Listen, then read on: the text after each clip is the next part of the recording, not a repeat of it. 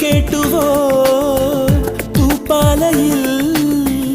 രാപ്പാടി പാടും പ്രേമരാവിൻ ചിന്തുകൾ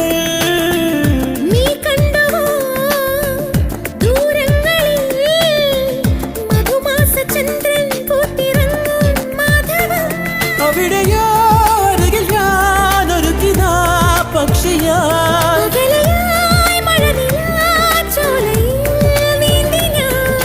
വിരഹമെന്ന പദമില്ല കവിതകളിൽ ഒരു നിമിഷം